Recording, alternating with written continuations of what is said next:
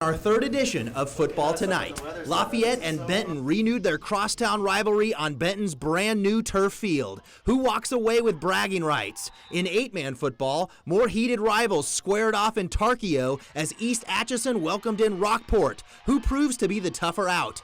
And in Kansas high school football, teams like Troy and Riverside had their home openers. Would they go home happy? Find out on Football Tonight.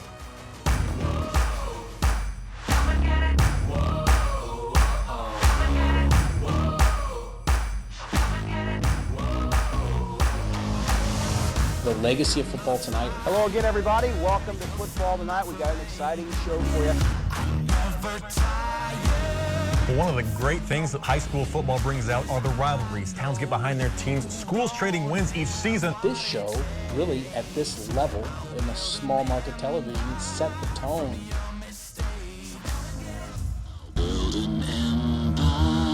This is what it's all about.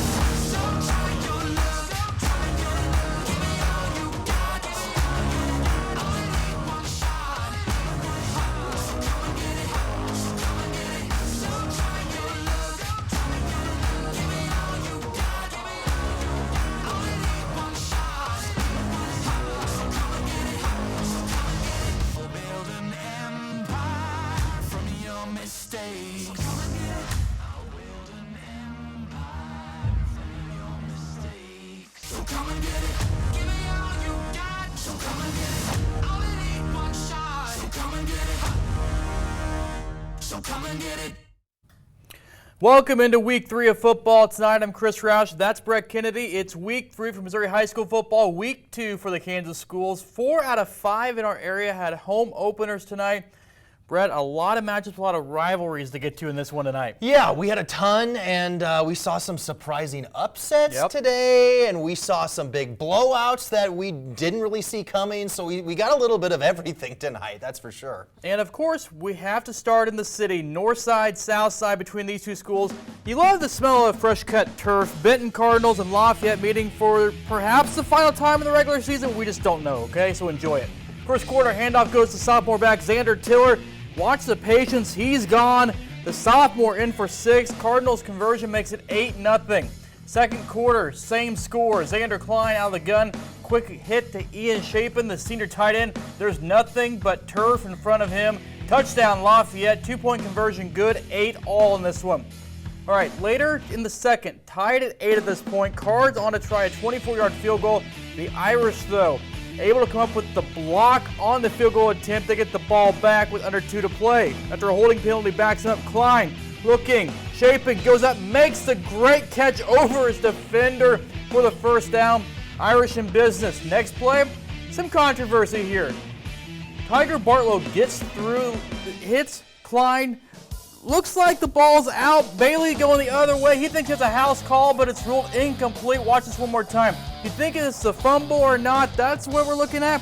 Watch the football. It never hits the ground, goes off of Klein's foot, stays in the air. Bailey should have had an INT. Also say hi to the camera while you're out there. Moving on later in the drive, about 7 seconds to play in the second. Lafayette with a chance. Incomplete, but hold on. There's a flag down, pass interference, so one more shot before the end of the half for Lafayette. Out of the gun again, Klein from the 27, scrambling, nowhere to go. Benton swallows him up. 8-8 at the half. Second half, the Cardinals score twice. Xander Tiller, 3 touchdowns. They win 21-15. The game plan was run, and O-line made the holes for me, and I just hit them as hard as I could, gave my all, and that's all I had. These kids are so awesome. People don't understand how awesome these kids are down here on the South End, and I just love them to death. They're my kind of kids, and I'm so thankful that I was able to put a game plan together and put it in place to get these kids the opportunity that they deserved, in my opinion, to win this rivalry game. I'm happy. I'm so happy for them and thankful for the opportunity. Moving on to the Savannah Savages, looking to start the season 3-0 as they hosted Kirksville this evening. Packed house to get things started. Kickoff to Gash Miller, getting a good return, getting the Savages up near the 30.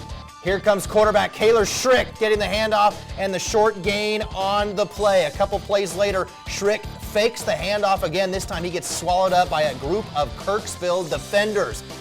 Savages staying true to the run, however, as Schrick keeps the ball again, this time making a man miss. And watch the end of this. Absolutely barrels over a defender, getting into scoring position after taking 9 minutes off the clock in the first. Schrick keeps it up the middle, and Savannah's finally on the board for the touchdown. After its long drive, it's Kirksville's turn to see what they can do. Tigers go into the air. Quarterback Joel Feeney to wideout Jacob Lunsford. Then it's the Savages defense. Keegan Bechtold, the sack, forcing the 3 and out. Savannah's student section pumped up after that hit. Second drive, Schrick back on the ground. Not going anywhere, though. The Tigers are able to wrestle him to the turf. Savages forced to punt. Jagger Jackson booms the ball. But here's Lake Meyer muffs the punt, and he's recovered. It's recovered by Graham Cleary, giving Savannah great field position. Cleary gets the handoff, fumbles the ball. Tigers recover it. They get the ball right back during the timeout. Savages head coach Anthony Hayes trying to get his defense together, and he does. How about it's picked off by Cale Wiley, and it's a pick six down the sideline into the end zone for Savannah, and the Savages go on to win 28-0. They're 3-0 to start the season. Let's take a look at some of the other Midland Empire Conference scores from around the area. Maryville was at Chillicothe. The Hornets led 7-0 at the half, but how about 31 unanswered for the Spoof Hounds? They win 31-7. Cameron hosted Winnetonka. Winnetonka 46-0 shutout on the road. All right, Central looking to go 3-0 to start the season. They were on the road at Grandview tonight, taking on the Bulldogs. First possession of the game in this one. Central trying to get something going on defense. Grandview turnover from the Bulldogs. Fumble picked up by senior Cannon Wetloff for the Indians. Driving down the field just a little bit later. Wetloffer out of the gun, looking near sideline. Looking for his man down the field, but it's just underthrown a little bit. That is picked off back to Granville to get the ball back. But back-to-back turnovers, Bulldogs back into their own goal line. They get a big run down the field from Ryan Johnson, and he is just barely tripped up on a play to make the tackle. Next play, Central catching the Bulldogs sleep on the line, and it's either Josh Burrell for the sack. Indians once again strike on defense. It's senior getting the pick up the tackle for a loss on the play. Central, no highlight touchdowns when we were there, but they win 28-0. They're 3-0 now on the season. Coming up in the show, KCI conference play. East Buchanan looking to get back on track by hosting Lawson in Gower. Plus, North Platte, Panthers looking to start 3-0, playing at Lathrop against the Mules tonight. Highlights from that game coming up next.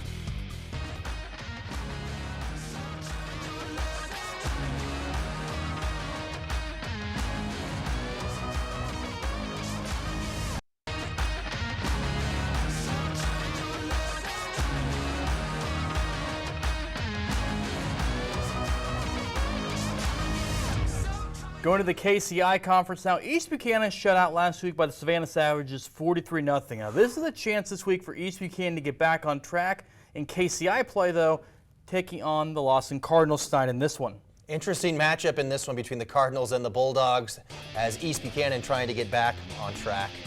Both the Cardinals and the Bulldogs coming in with a 1-1 record. 31-0 Lawson at their arrival.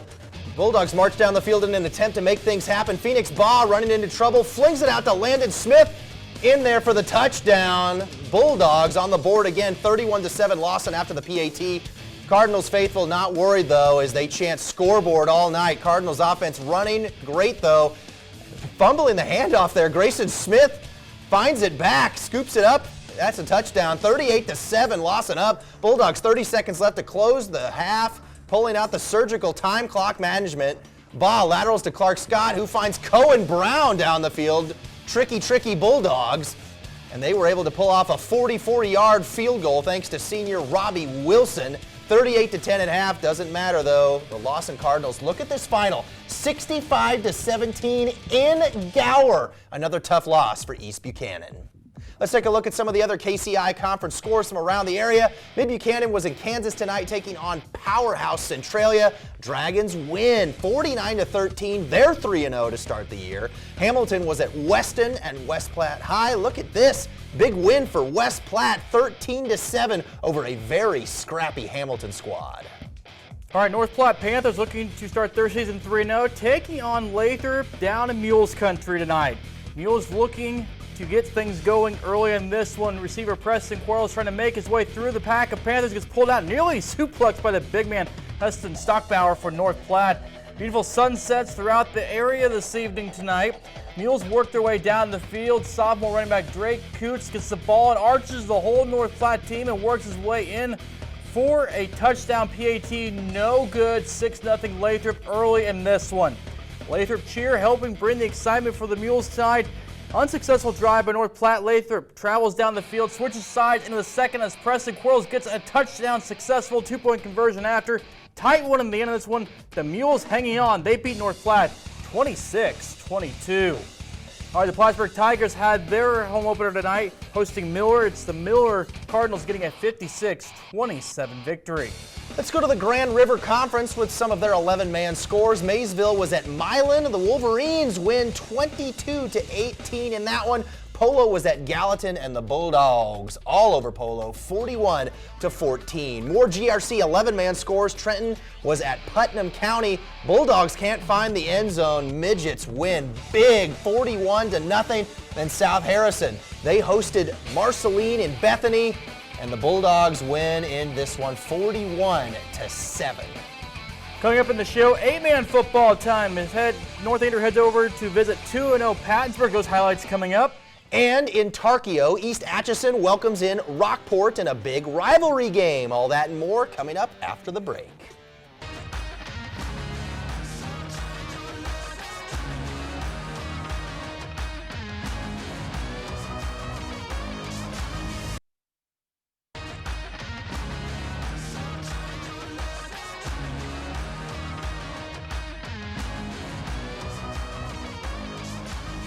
We dive right into 8-man football in the GRC as the 1-1 North Andrew Cardinals visited the 2-0 Pattonsburg Panthers in an early season showdown. Let's go out there to Pattonsburg. Late second quarter in this one. Panthers, Cardinals.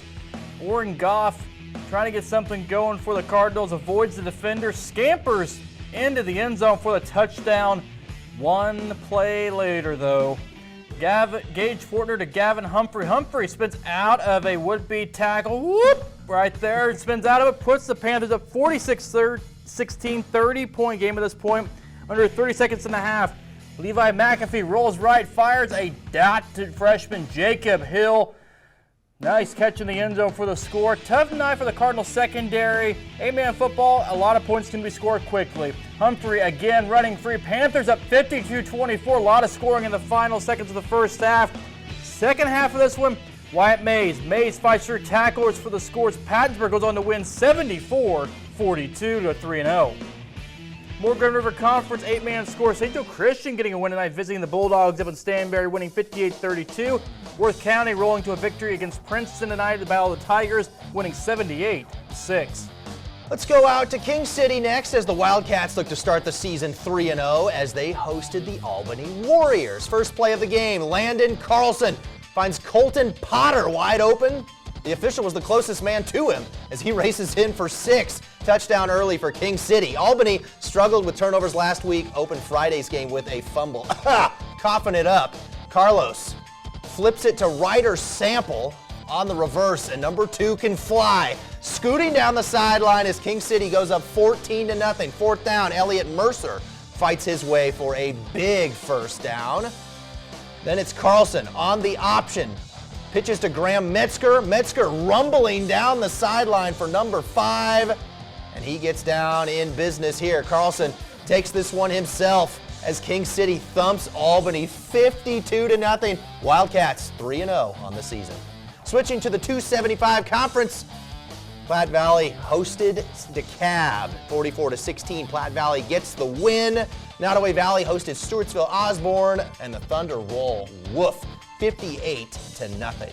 All right, let's go up to Tarkio. 2-0 Rockport making the 12-minute drive down the road in the battle for Atchison County tonight. Take on the EA Wolves. Wolves 1-1 coming into the night. Rockport junior running back Brock Seaback Holmes ran through the Wolves for his first rushing touchdown of the first quarter. Gets Rockport going. On the next Blue Jays drive, guess who? Same guy, same result. Getting through the defense again. Another touchdown there. Not an answer to Seaback Holmes. East Ashland trying everything they could to get past Rockport's defense, but kept running into a wall of Blue Jays. I think that they could be a wall. Anyway, trying to get something going down the field. It's intercepted. Rockport gets it. Jack Meyerkorth, and he will go the distance for a pick six. Rockport goes on to win this one in the battle for Atchison County up there in northwest Missouri. 58-0. They are now 3-0 on the season. One more case, 275 conference score, Mound City beating South Holt up at Mound City tonight. The Panthers picking up the win 42-18.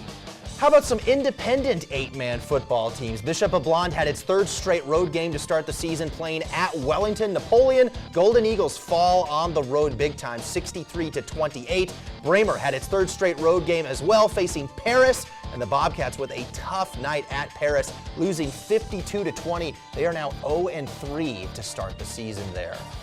Coming up in the show, Kansas High School football, week number 2. Troy had its home opener tonight against McLeod. And in Wathena, the Riverside Cyclones had their home opener as well against Atchison County. We'll be right back.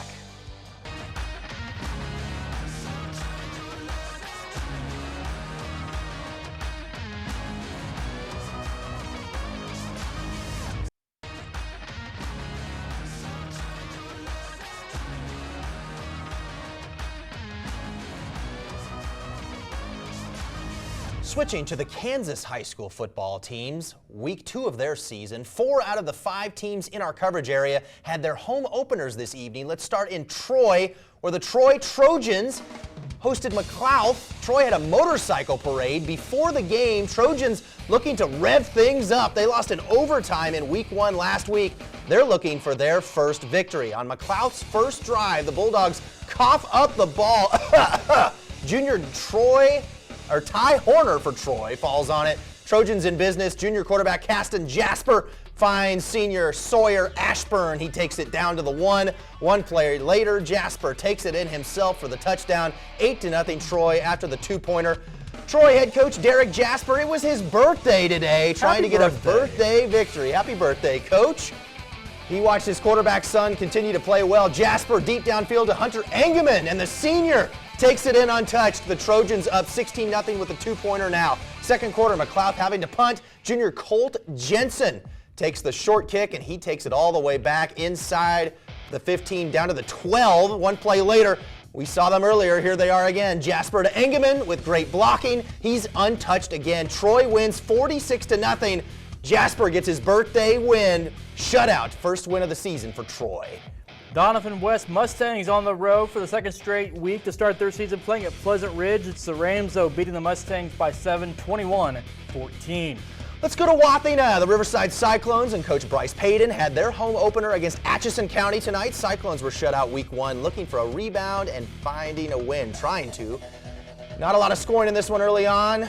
Cyclones driving Beckham Griffin to junior Micah Rubadoo to move the chains for first down. Then on 4th down inside the 5-yard line, Griffin stopped short of a first down. Cyclones turn it over on down, 7-7 at the half. At halftime, the Riverside softball team was honored for making it to the state tournament this past spring, and Nolan Horner was honored for winning the 2A powerlifting state championship for the Cyclones. Second half, Atchison County trying to throw deep downfield, but junior Keegan Hughes knocks it away on the deflection. Tigers forced to punt. On that punt, Riverside partially blocks it, and senior Mason Hayes records the ball on Atchison County's 12-yard line. A couple plays later, Griffin takes it in, and the senior gives the Cyclones a lead, 14-7. Next Atchison County drive, junior Luke Bennett throws the Tigers running down viciously for a loss. Riverside gets the ball back. Their next possession on offense, Griffin going up top to his favorite target, Tyzel Harrington. He hauls it in for the touchdown. Riverside wins 26-7. Cyclones pick up their first W of the season. They're now 1-1 on the year. All right, down in Atchison, the Phoenix had its home opener against Harmon. Phoenix spreading their wings, winning 55-0. Mar Hill, the Ravens, taking on Jackson Heights. The Cobras, though, I like that name, the Cobras. They win 69-6 over Mar Hill tonight. Coming up in the show, we take a look at our Play of the Week winner from week 2 of the season last week. We'll be right back. Dodgeball.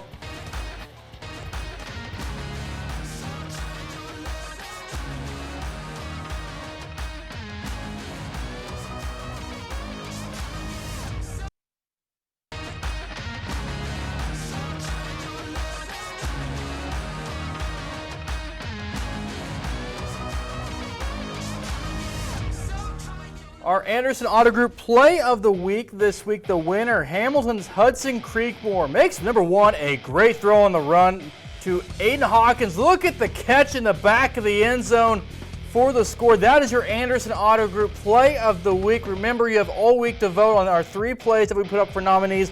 Voting starts Monday at 5, ends Friday at noon. All you have to do is go to KQ2.com, go to the contest tab, and find play of the week. Again, tremendous play to be our Anderson Auto Group play of the week. What a week it was. Missouri, Kansas, a lot of good things to see. Your first overall thoughts on tonight? Well, I mean, Benton coming away with a big win against rival Lafayette. That's a big win for Mark Cole, getting a huge rivalry win there. And then some big shockers. Lathrop hanging on to give North Platte their first loss of the year. Yep. East Buck's in a funk right now. Yep. East Buchanan is in a major funk. That's a big win for Lawson, going into Gower in the Bulldogs' house and doing that. Yep. That stood out to me right off the bat. And then you got, Kansas scores. You got Riverside and Troy getting their first wins. Atchison looking very impressive. Rockport 3-0. They just continue to roll. A lot of impressive performances today. Now you have King City that's not 3-0 too. Rockport, Pattonsburg, like you said. KCI, back when I started, I don't want to say how long ago, 10 years ago.